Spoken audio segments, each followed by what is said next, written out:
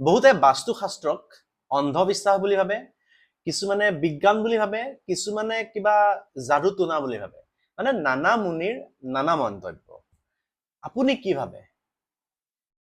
বাস্তুশাস্ত্ৰ সম্পৰ্কে যদি আপুনি বিতংভাৱে জানিব বিচাৰে, যদি আপুনি নতুনকৈ এটা ঘৰ বনাইছে বা ফ্লেট এটা বনাইছে বা ব্যৱসায় কিবা এটা আৰম্ভ কৰিম বুলি ভাবিছে বা থকা ঘৰটোতেই যদি আপুনি সুখ শান্তি সমৃদ্ধি বৃদ্ধি কৰিব বিচাৰিছে, বাস্তুশাস্ত্ৰ সম্পৰ্কে যদি আপুনি জানিব বিচাৰিছে, তেতিয়াহ'লে এই ভিডিঅ'টো আপোনাৰ কাৰণে। গোটেই ভিডিঅ'টো যদি ভাল ধৰণে চাই আপোনাৰ মনত উদয় হোৱা সকলোখিনি প্ৰশ্নৰ উত্তৰ মই আজি দিম। বাস্তুশাস্ত্ৰ আচলতে কি আৰু কিয় মানিব লাগে, বা কিছুমানে যে কয় অন্ধবিশ্বাস, সেই মনৰ ভ্ৰান্তিখিনিও আপোনাৰ দূৰ হ'ব। প্ৰত্যেকটো ষ্টেপ আপুনি যদি ভাল ধৰণে চাই লাষ্টলৈকে, তেতিয়াহ'লে আপুনি ভাল ধৰণে বুজিব। যদি কাটি কাটি চাই, তেতিয়াহ'লে আপোনাৰ কনফিউজন ৰৈ যাব, আপুনি নুবুজিব। সেইকাৰণে বিতংকে যদি জানিব বিচাৰিছে, কমপ্লিট ভিডিঅ'টো চালে আপুনি বুজিব পাৰিব। আমি এই ভিডিঅ'টোত জানিম বাস্তুশাস্ত্ৰ আচলতে কি, ইয়াৰ ইতিহাস, বিজ্ঞানৰ লগত বাস্তুশাস্ত্ৰৰ কি সম্পৰ্ক আছে, 5টা মহাভূত কি, 8টা দিশৰ গুৰুত্ব কি, বাস্তু পুৰুষ মণ্ডল সম্পৰ্কে জানিম, বাস্তু বিষয়ে থকা যি ভুল ধাৰণা সেই সকলোবোৰ জানিম, নতুন সকলে কৰা সাধাৰণ যিবিলাক ভুল এই সকলোবিলাক মই আপোনাক উলিয়াই দিবৰ কাৰণে চেষ্টা কৰিম। প্ৰথম জানো আহক যে বাস্তুশাস্ত্ৰ কি।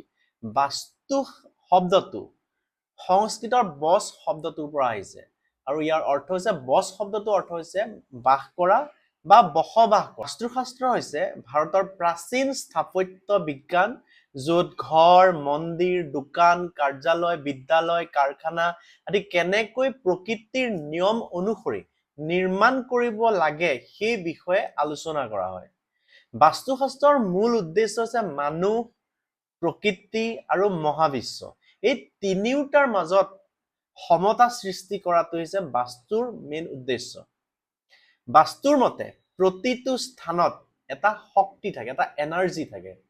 যদি ঘৰটো সেই শক্তিৰ সৈতে সামঞ্জস্য ৰাখি নিৰ্মাণ কৰা হয়, তেতিয়াহ'লে স্বাস্থ্যৰ উন্নতি হয়, মানসিক শান্তি বৃদ্ধি হয়, সম্পৰ্ক উন্নত হয়, আৰ্থিক দিশত উন্নতি হয়। বাস্তুশাস্ত্ৰ আচলতে বহুতে যাদু বুলি কয়, যাদু নহয়।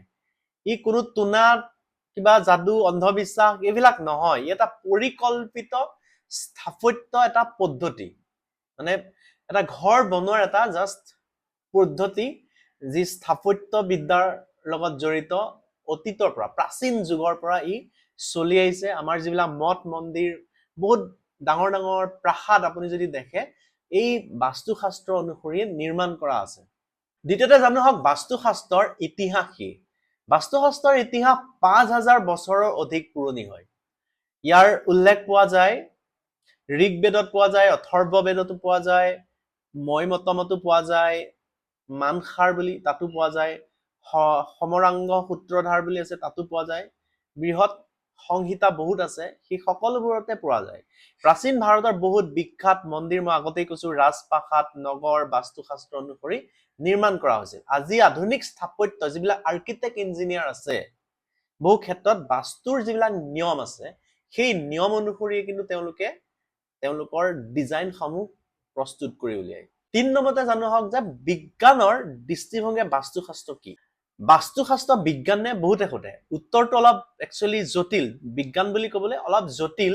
বাস্তুশাস্ত্ৰৰ সকলো দাবীৰ বৈজ্ঞানিক একচুৱেলি প্ৰমাণ নাই, কিন্তু ইয়াৰ বহুতো নীতি নিয়ম, পৰিৱেশ, স্থাপত্য, আলোক, বায়ু চলাচল কৰা যিবিলাক নিয়ম, তাপ নিয়ন্ত্ৰণ, মানৱ আচৰণৰ সৈতে মিল আছে। যেনে কোনফালৰ পৰা সূৰ্য পোহৰটো আহে, কোনফালে বায়ু বেছিকে আহে, এই সকলোবিলাক মিল আছে। প্ৰকৃতিৰ লগত কেনেকে মিল আছে, যেনে সূৰ্যৰ পোহৰ পূব ফালৰ পৰা উদয় হয়। যদি পূব ফালে মুখ কৰি পেলাই থোৱা হয়, তেতিয়াহ'লে পুৱাৰ সূৰ্যৰ পোহৰত ঘৰত সোমাই, দৰ্জাখন যদি পূব ফালে দিয়া হয়, প্ৰাকৃতিক আলোক পোৱা যায়, এটা নতুন ৰূপ এটা পোৱা যায়, আৰ্দ্ৰতা এটা কমি আহে, শক্তি সঞ্চয় হয়, এই সকলোবোৰ হয়। বায়ু চলাচল, উত্তৰ পূব দিশত বায়ু চলাচল খুব ভাল হয়, আৰু যদি বায়ু ভাল হয়, খুব সুন্দৰভাৱে যদি বায়ু ঘৰখনলৈ আহে, সোমাই থাকে, তেতিয়া আৰামদায়ক হয় ঘৰখন, থাকি ভাল লাগে। বায়ু চলাচল তাৰ নিয়ম মতে হৈ আছে, প্ৰাকৃতিকভাৱে বায়ু সোমাই আছে, কিমান ধুনীয়া লাগিব। দক্ষিণ পশ্চিম ফালে এটা এই অংশ সাধাৰণতে অধিক স্থিৰ আৰু শক্তিশালী বুলি ধৰা হয়, সেয়েহে ইয়াক মাষ্টাৰ বেডৰুম ৰখা হয় বুলি কোৱা হয়। দক্ষিণ আৰু পশ্চিম ফালে বহুত ষ্ট্ৰং, মানে এইখিনি অধিক স্থিৰ আৰু শক্তিশালী বুলি কোৱা হয়। সেইকাৰণে মাষ্টাৰ যিটো বেডৰুম, যিটো মেইন বেডৰুম ঘৰ এখনত থাকে, য'ত মেইন মানুহ বাস কৰে, মাষ্টাৰ বেডৰুম, সেই যিটো মাষ্টাৰ ৰুম সেইটো দক্ষিণ আৰু পশ্চিম দিশত ৰখোৱা হয়। সেয়েহে বহুতো বাস্তু নীতি, আধুনিক স্থাপত্য আৰু জলবায়ু ভিত্তিক ডিজাইনৰ লগত সামঞ্জস্য ৰাখি বনোৱা হয়। পাঁচটা মহাভূত কি? পাঁচটা যি মহাভূতৰ সম্পৰ্কে কোৱা হয় বাস্তুশাস্ত্ৰত কি কি? বাস্তুৰ মূল ভিত্তি হৈছে পাঁচটা মৌলিক উপাদান, যেনে পৃথিৱী। পৃথিৱী কি? স্থিতিশীলতা, ধৈৰ্য আছে, নিৰাপত্তা আৰু জল, ধন, প্ৰবাহ, জীৱনৰ লগত জড়িত। অগ্নি, শক্তি, উৎসাহ, পাচন, ৰন্ধনৰ লগত জড়িত। বায়ু, শ্বাস প্ৰশ্বাস, গতি, যোগাযোগৰ লগত জড়িত। 5 নম্বৰ আকাশ, চিন্তা, ধ্যান, শব্দ, আধ্যাত্মিকতা। বাস্তুমতে পাঁচটা উপাদানৰ সমতা থাকিলে জীৱনটো অধিক সুষম হৈ পৰে। বাস্তুৰ মতে 8টা দিশ। বহুতে কয় দিশ দেখোন 4টাহে, একচুৱেলি দিশ আমাৰ 8টা। কি কি? প্ৰথম উত্তৰ, ধন, ব্যৱসায় আৰু সুযোগ আহে এই চাইডটো দি। পূব, সূৰ্য, স্বাস্থ্য, জ্ঞান এই দিশত থাকে। দক্ষিণত কি হয়? কৰ্ম, স্থিতশীলতা। আৰু পশ্চিম দিশটো হয় লাভ আৰু সামাজিক প্ৰতিষ্ঠা। ঈশান কোণ, উত্তৰ আৰু পূব কোণটোক কয় ঈশান কোণ। সেইটো হৈছে আধ্যাত্মিক শক্তি, পূজা আৰু ধ্যানৰ যুগ। অগ্নিকোণ কোনটো কোৱা হয়? দক্ষিণ আৰু পূব, সেইটো অগ্নিকোণ। ৰন্ধন ঘৰ, অগ্নি, বিদ্যুৎ এই দিশটোত থাকে। আৰু এটা হৈছে নৈಋত্য, যিটো দক্ষিণ আৰু পশ্চিম কোণ। মাষ্টাৰ বেডৰুম বুলি মই অলপ আগত কৈছো, স্থিতিশীলতা আছে। আৰু বায়ব্য, উত্তৰ পশ্চিম, অতিথি, বায়ু চলাচল, সম্পৰ্ক এইটো ওপৰত নিৰ্ভৰ কৰে। বাস্তু পুৰুষ মণ্ডল কি? বাস্তু পুৰুষ মণ্ডল হৈছে এটা জ্যামিতিক গ্ৰিড হয়। ইয়াত বিভিন্ন অংশ বিভিন্ন শক্তিক প্ৰতিনিধিত্ব কৰে। স্থপতি আৰু ডিজাইনাৰ সকলে ঘৰ পৰিকল্পনা কৰাৰ সময়ত এই মণ্ডল ব্যৱহাৰ কৰে, যি আৰ্কিটেক্সাৰ, ইংলিছত ক'ব গ'লে এওঁলোকক কি ক'ব লাগিব? Architect engineer. আৰ্কিটেক্সাৰ সকলে এনেধৰণে বনায়। মানে গোটেই ডিজাইনটোৰ যিটো মিডল পাৰ্ট, তাক কোৱা হয় ব্ৰহ্মস্থান বুলি কোৱা হয়। এই অংশ য'ত সম্ভৱ খোলা, পৰিষ্কাৰ আৰু গধুৰ বস্তু বিহীন ৰখা হয়। এই জেগাখিনি যিখিনি ব্ৰহ্মস্থান বুলি কোৱা হয়, তাত গধুৰ বস্তু নাৰাখে, যেনে একদম ৱাল পৰি যাব নালাগে, হেভি কোনো বস্তু থাকিব নালাগে। বাস্তু সম্পৰ্কে বহু মানুহৰ বহুত ভুল ধাৰণা আছে। এই ভুল ধাৰণাসমূহ কি? প্ৰথম, বাস্তু কৰিলে ধনী হৈ যায়, এইটো এটা ভুল ধাৰণা। বাস্তু সফলতাৰ নিশ্চয়তা দিয়ে, বাস্তুৱে সফলতাৰ নিশ্চয়তা দিয়ে, যে আপুনি এনেকে ধৰণে কাম কৰিলে আপুনি সফল হ'ব, এনেকে ধনী হৈ যাব, সেইটো একচুৱেলি ভুল ধাৰণা। সফল হ'ব, পৰিশ্ৰম, দক্ষতা, সঠিক সিদ্ধান্তই সফলতাৰ মূল কাঠি। এইখিনিতো আপুনি কৰিবই লাগিব, দিশটো ঠিক হলেও মানে কৰিবৰ কাৰণে উৎসাহী থাকিব, মনটো ভালে থাকিব। ভুল ধাৰণা আৰু এটা আছে যে বাস্তু মানিলে সকলো সমস্যা শেষ, এইটো এটা কয়। বাস্তু জীৱনৰ বহু দিশৰ এটা অংশহে। দ্বিতীয় এটা ভুল ধাৰণা কি হৈছে? বাস্তুৰ বাবে ঘৰ ভাঙিবই লাগিব। বাস্তু যেনে ঘৰটো বনাই থৈছে, এতিয়া কোনোবা যদি বাস্তু শাস্ত্ৰ জনা মানুহ এজন আহে, তেতিয়াহ'লে কিছুমানে ভাবে যে এইবোৰ ঘৰটো বহুত ভাঙা চিঙা কৰিব লাগিব, বাদ দিয়া, এইবিলাক নানো। এইটো এটা ভুল ধাৰণা। বহু ক্ষেত্ৰত ঘৰ নাভাঙিবলগীয়া নহয়, ঘৰ ভাঙিব লাগিব বুলি তেনে একো নহয়। সৰু সুৰা কিছুমান পৰিৱৰ্তন, উন্নত পৰিকল্পনাৰে বহু সমস্যা সমাধান কৰিব পৰা যায়। ঘৰ ভাঙিবলগীয়া একো নাথাকে।